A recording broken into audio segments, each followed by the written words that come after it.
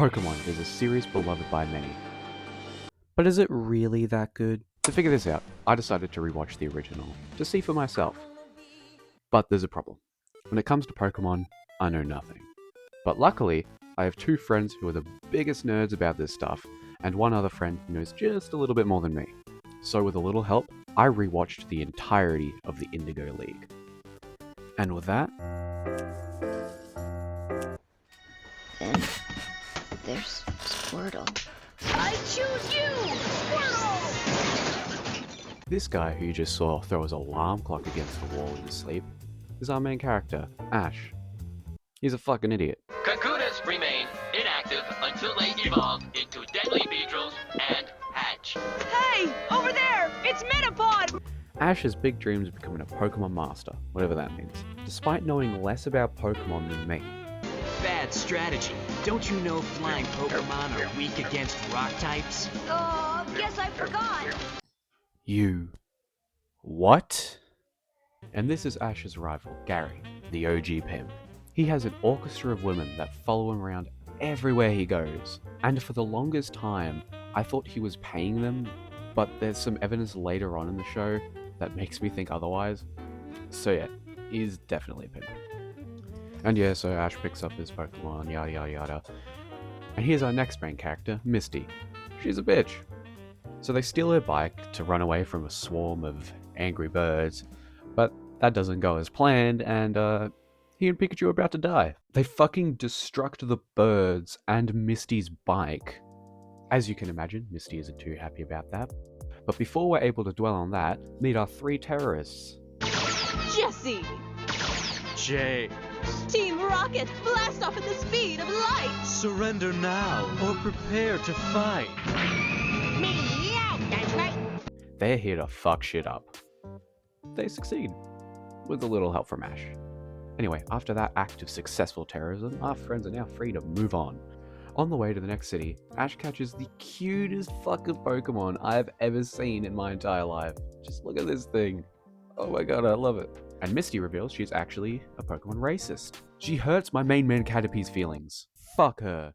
Ash then kindly demonstrates for us his fucking stupidity when he tries to catch a Pidgey with Caterpie. Yeah, I'm on Misty's side here. He's an idiot. In the next city, we meet our man Brock, the horniest man alive. They don't call him the rock-solid Pokemon trainer for nothing. Goes there. Huh?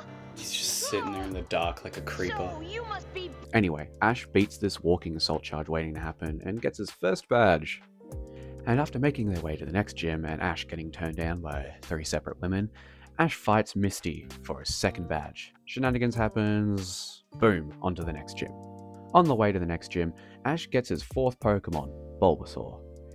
Then they make their way to the next gym. This time, it's a Thunder Gym. Ash forces Pikachu to fight a military veteran and his coke addict rat. He loses. He got laid out. Oh my god. He's on his Also- deathbed. Then he powers up his fighting slave Pikachu, and they earn themselves the Thunder Badge. And then they find themselves on a ship, and the entire cast nearly dies in a very Titanic-esque sequence.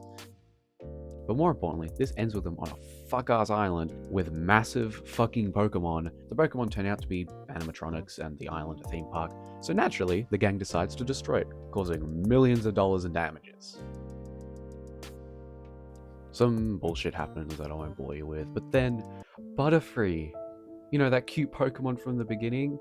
Butterfree leaves in the most heart-wrenching scene in cinematic history as we, the audience, and Ash have to watch the first Pokemon that he ever caught, that we saw him raise and grow and develop throughout the entirety of the show so far, and we have to say goodbye to Butterfree. Does this Butterfree ever come back into the show? Nope. Damn. Not even as a cameo. Good luck to both of you. This is such an emotional moment. I know, right? Then Butterfree flew off into the sunset, never to be seen again. Then Ash fucking dies.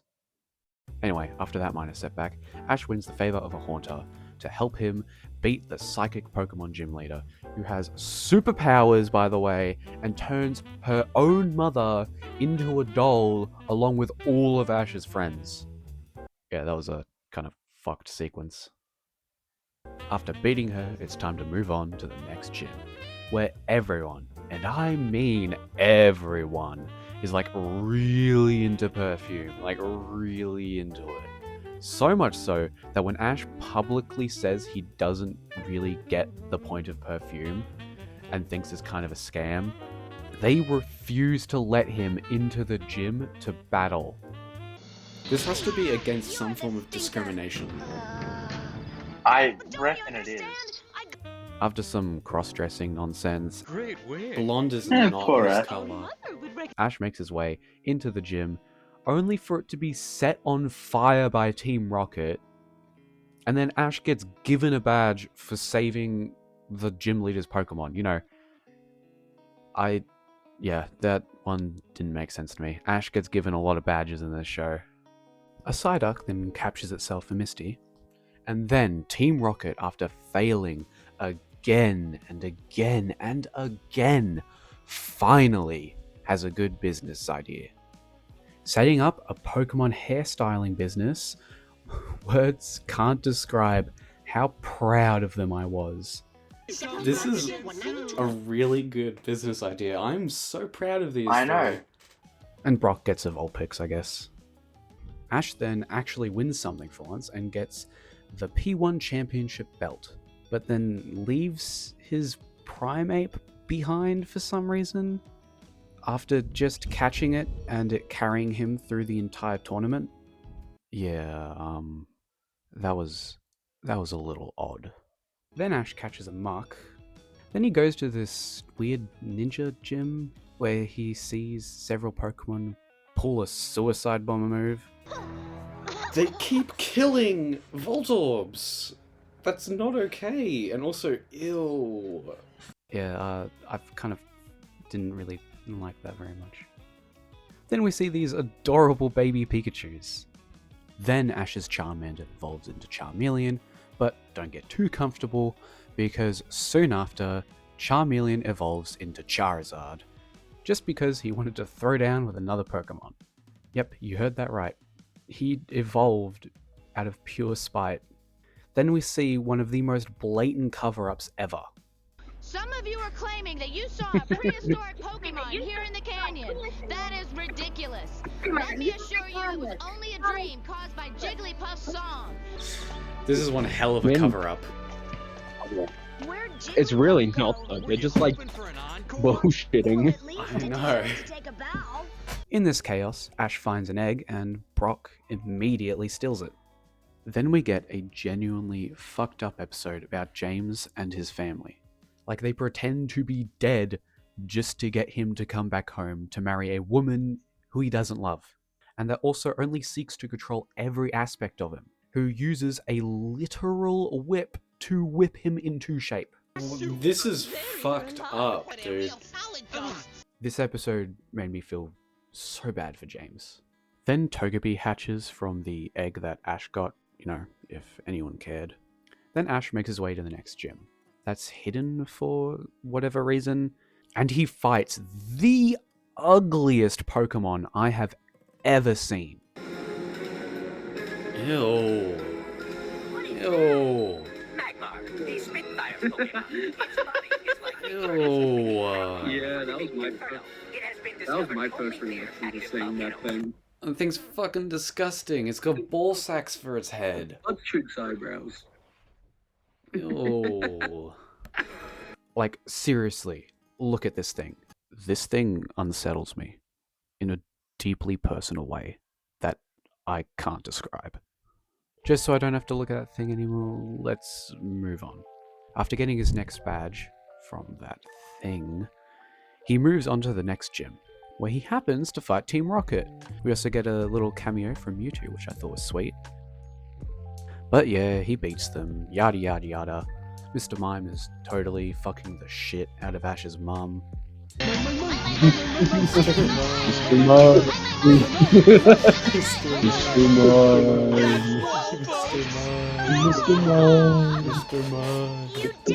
Mr. Mime. And now, finally, after many trials and tribulations, Ash has entered the Pokemon League.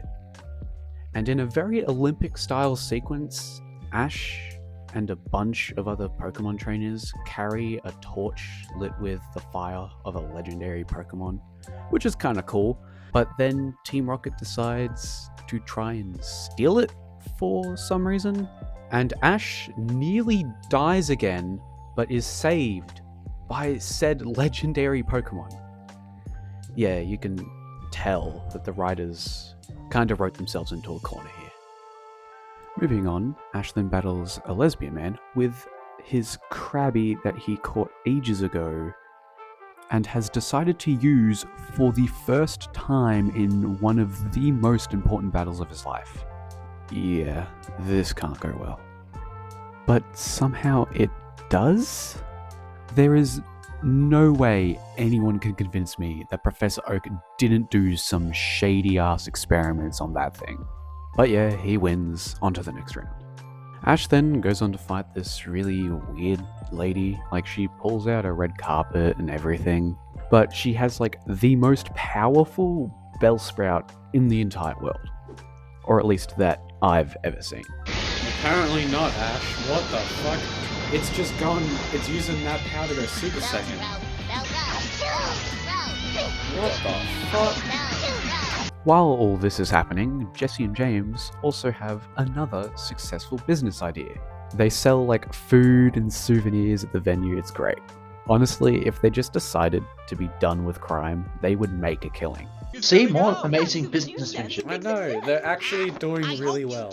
Ash also makes a new friend, who he then has to fight in the tournament. So as friends are prone to do, they promise to make this battle the best battle that they have ever had. Listen, Ash, because we're friends, we should promise each other to make this the best battle that we've ever had. Okay, that's a promise, Richie. But just before the match is about to begin, Team Rocket decide to kidnap Ash. That's kind of fucked up. Another smart idea, just kidnapping a child. Yeah. After he escapes, Ash rushes his way to the stadium, making it just before they decide to disqualify him. But now Ash has to fight this battle with worn-out Pokemon. But he holds his own, but when it comes down to his last Pokemon, he summons Charizard, but Ash is then forced to forfeit the match because Charizard, that motherfucker, decides he doesn't view the opponent's Pikachu as a worthy opponent. That is such a Like, fucked when I up first loss. saw this, I'm like, yeah, that makes sense, he lost. But now I'm watching, Now I'm like, you're like, damn. that's a bit harsh. That's such a It fucked is. up loss, dude. That's such a harsh loss. Ash was fucking robbed, dude. That was bullshit. In the last episode of the show, we see Ash understandably lying depressed in his bed. Then we see his mum, Professor Oak, and his friends talking, where Brock is somehow the only person who understands what Ash is going through. Maybe he's coming down with a cold. Oh my fucking god. He's just How is depressed Brock the about only one what? that understands Ash? I think that he feels I don't like a know. total loser because Little Richie. hard. That's why Brock's with us for so many reasons. W Brock moment. So Misty decides she's the perfect person to cheer him up. So yeah, that goes about as well as you'd expect. Then everyone starts dogpiling on Ash about how he isn't allowed to be upset. Even Professor Oak jumps in. While this is all happening, Ash overhears a TV announcement about his friend Richie's final deciding match. So Ash, like a Chad, goes to talk to his friend to give him some much needed encouragement before his final match. But now it's time for the final battle to decide the winner of the entire Pokemon League. One final confrontation to determine who the best Pokemon trainer is, and oh wait, what the? It's already over? Well, that's a bit disappointing. So yeah, Ash's friend loses, and we cut to Richie sitting alone at a lake, as you do when your whole life's dream comes crumbling down around you right before your eyes. So Ash comes to talk to his friend, who's surprisingly taken the loss really, really well. Then Ash internalizes this and thinks, damn, Richie is kind of the GOAT. maybe I should stop moping around and get on with it, which is nice. And then Team Rocket show up with one hell of a plan to capture both Ash's and Richie's Pikachus. But of course, they failed because Ash has a flying Pokemon. Honestly, I can't fault Team Rocket for overlooking that. Even I forgot Ash had flying Pokemon. He rarely uses them. Too bad we didn't think about that. That's sad. You know, they thought about everything. Just forgot about this. That's even I forgot about it that bit, to be honest. I was just so proud of them. After that, Ash and Richie go their separate ways, and Ash heads back to Pallet Town. The end. And with that, let's get into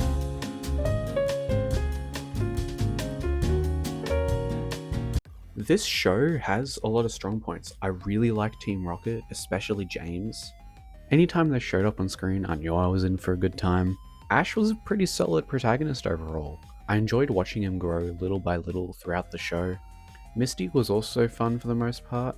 She was interesting because while she was annoying, she never dipped too far into annoying territory where she changed from a character that could be annoying to an annoying character. I never felt myself questioning why she was here. She served her purpose in the story, and she was overall pretty fun to watch. And Brock had his moments. He's always decently respectful of people, and he's also like quite a chill guy overall. I also really like the technology design in the show. They have a really awesome retro/futuristic aesthetic to them. I only wish there was a little bit more of it shown on screen. I also find the world of Pokemon inherently interesting. It's like a fantasy world, but you lock all the cool magical abilities and things like that behind other creatures that you have to train in order to be able to use those abilities, and you never actually get to use them. They are in the possession of these other sentient beings in the world. So I found that personally quite interesting. I wish there was a series that explored some of the more darker implications of the world, but I don't think there is, except for the manga, which I personally think is a shame. Like, I really like the idea of a crime thriller set in the Pokemon universe. The series was also surprisingly progressive for its time. The show features several characters like this. While maybe not gay, these characters certainly aren't traditional. And this was surprising to see, especially considering the time frame that this show was made in. They also don't play these characters for cheap laughs either. For example, Jesse and James constantly cross-dress, but it never feels like they're playing it for a joke. They don't ever really acknowledge it, it's just something that they do. Although, with all that said, I did have some issues with the show. For example, Ash being an absolute idiot was a constant thing. Like, Ash's tactics in a fight can be boiled down to, Pikachu, attack him! Bitch, that's what I was doing. For someone who has spent time watching Pokemon battles, he sure knows nothing about them. Another thing that I thought was weird is how Ash gets given a lot of badges, even though the whole point of fighting a gym leader is to fight them to earn your badge. There were a lot of cases where Ash would fight a gym leader, but then they'd get interrupted by Team Rocket, and then, you know, Ash would do something heroic, and then the gym leader would just hand him the badge. Like, I mean, it's kind of earned, but not really, as far as, like, my opinion goes. There was also this weird trope of Ash losing battles for the dumbest reasons, and then winning others for equally dumb reasons. Brock could be a little weird at times. Misty could also be a bit annoying for my tastes. There was also that weird ass doctor. Some of the Pokemon designs I really didn't like. I also didn't like how most of the episodes felt like filler. The writing is, objectively speaking, terrible. Ash's mum lets her 10-year-old son go out into the world with no support system and just deal with these crazy magical monsters. The ending was also kind of weird. Ash loses the big battle, and then his friend immediately loses in one of the quickest sequences I've ever seen. But these are all kind of my nitpicks. I overall really liked the show. It was a lot of fun. I had some good times. 8 out of 10. Would recommend. Anyway, hope you guys enjoyed the video. This is the longest video on my channel yet, in both runtime and what it took to make. I also need to give a big thank you to all my friends who helped me with the recording of this video. So to honor my friend's sacrifice, I hope you consider liking, commenting, or subscribing. Anyway, I'll see you guys in the next one. Bye. The thing is, what I'm landing on about my opinion of this show is that objectively speaking, it's terrible, but it's so much fun. Yeah, you can't. It's one of those. It's so bad that It was the first. Yeah, it's like it's Yeah, but written. but it's overall. No, you go. It's just like it's written so terribly, but it's so much fun. And like, even like, you know, Misty, she's kind of annoying, but like even that doesn't actually annoy me, because unlike a lot of sort of like tsundere-ish characters, she's not like an actual tsundere. She's just kind of annoying. She's just a kid. Yeah, she's Big just kid. She's big petty. Yeah. And then Ash, you know, he's Well, just they're a all fucking idiot. Just a dumbass. Yeah.